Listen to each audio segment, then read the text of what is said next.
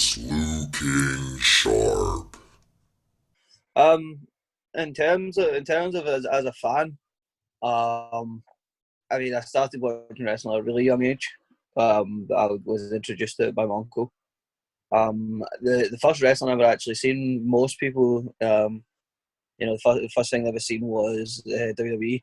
But fittingly, the first wrestling I ever seen was ECW. My uncle was watching the DVD. It was the first wrestling I ever remember seeing. He was watching ECW DVD. I can't remember specifically what show it was, but Sabu charges in, puts himself through a table. And I remember the madness, and I remember that always really stuck with me. So I was always a big ECW fan.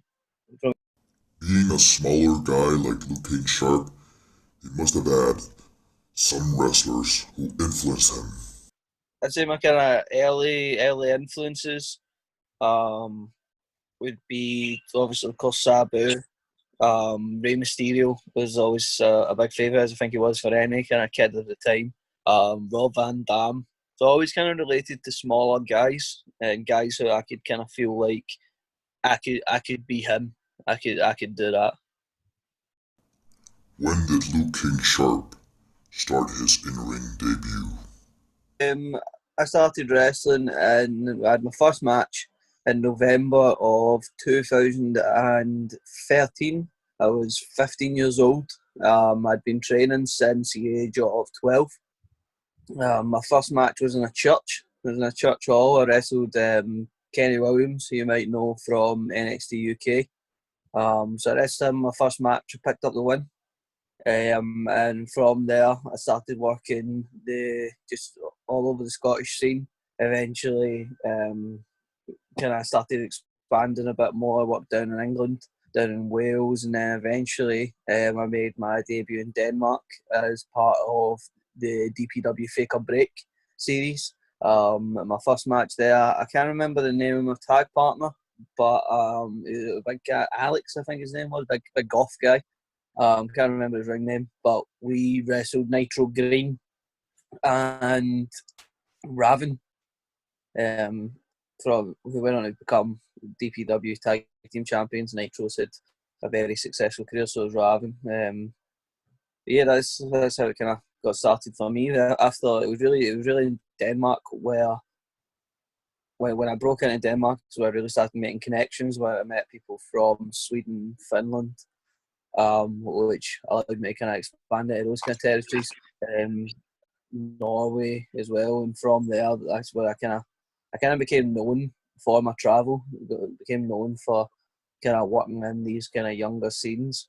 Um, Again, and I just picked up from there. Started working in Italy, started working in Ireland, and now I've been all over the world. How is COVID-19 affecting the Scottish scene? COVID-19 is definitely not been easy on our scene. I was lucky. I think the show I wrestled on may have been the kind of last show to happen in Scotland, which was Grado's big family wrestling bash at the Pavilion in Glasgow. It was quite an iconic venue. I believe they had about 1,000, maybe a couple thousand people in there. So I was lucky to get to kind of go out on a bang, have a really good show before it all kicked in, because now there's nothing. Like everything's been cancelled, and like a lot of stuff's been cancelled in advance as well. Like I really don't know when the next time I'm going to be working is. There's a lot of negativity, I believe. I've just been trying to kind of keep myself positive, keep myself going. When you're sitting at home, constantly, I don't think it's healthy for the mind to be just filling yourself with all these like negative statistics. But it is the numbers are going down. But there has been another 3 weeks added on to the original 3 weeks of lockdown. Tell us more about the character King Sharp. At first, it was the character was very different. At first, from I don't think CCW has ever kind of seen King Sharp as his original form. Maybe once. But yeah, but at first it was just a kind of trying to be a kind of extension of myself. It started off as a kind of more kind of playboy-esque kind of character where it was kind of very vibrant, very colourful, very kind of comedy focused.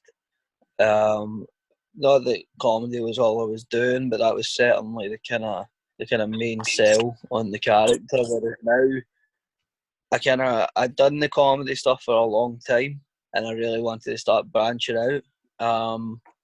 I done comedy because I felt that's what I was good at.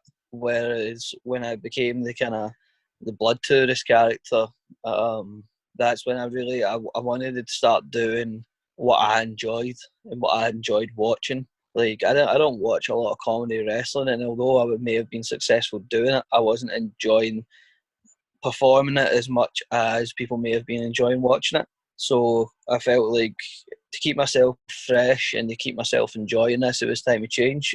So I became a blood tourist, started expanding into the kind of hardcore style of wrestling, kind of death match style of wrestling.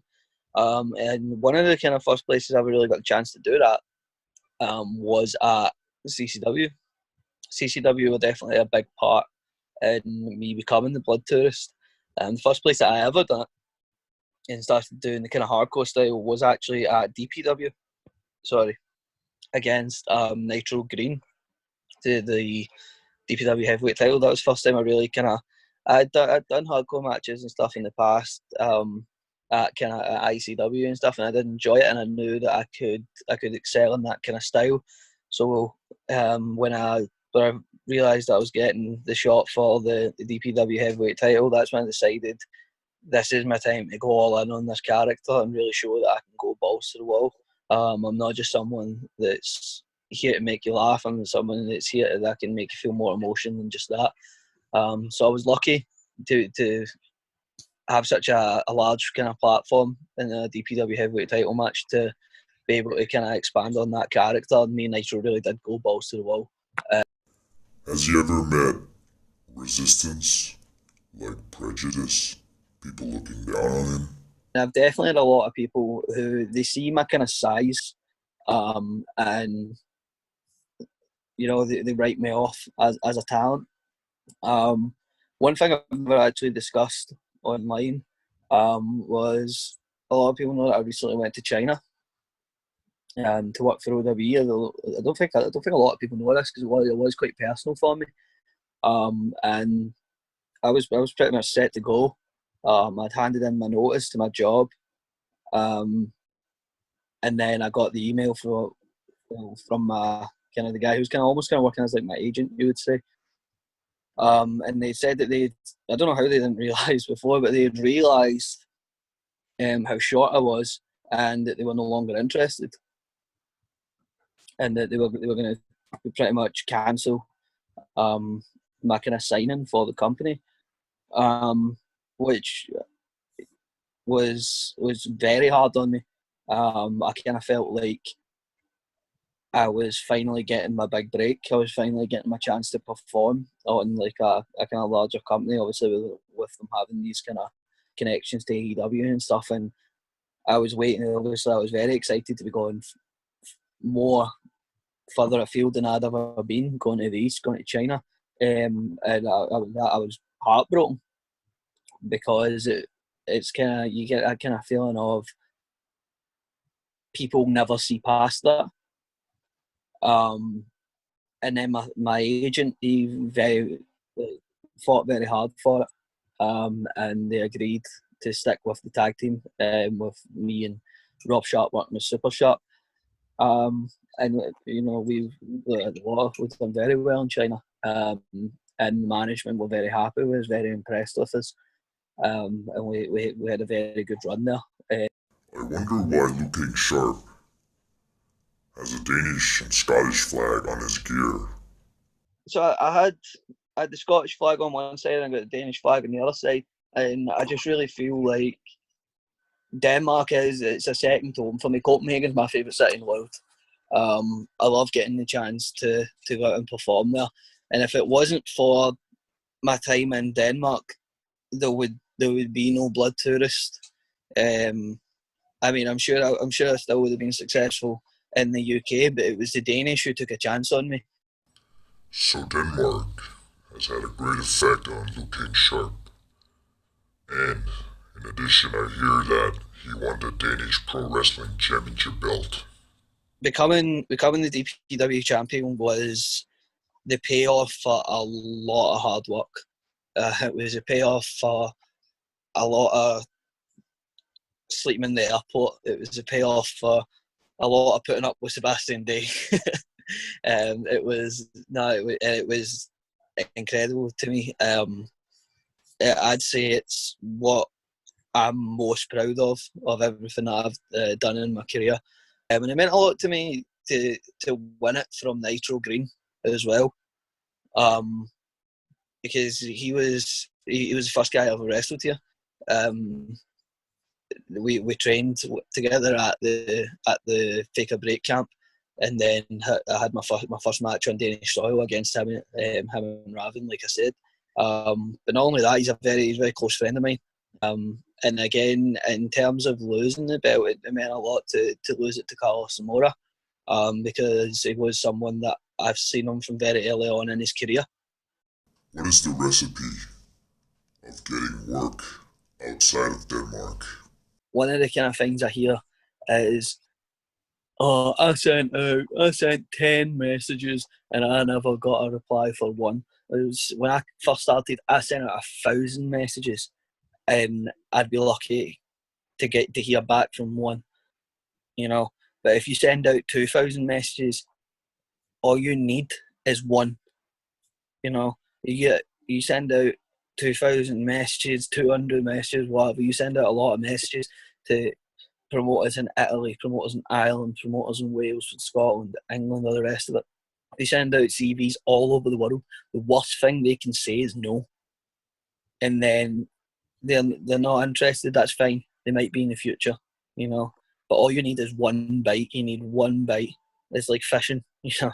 You just need someone to take the bait, and when they do, reel them in and show them why they're making the right decision by bringing you in. Show them, like I said, like when I came out to Denmark, as soon as Denmark took the bait, I showed them this is why I can be a part of this scene.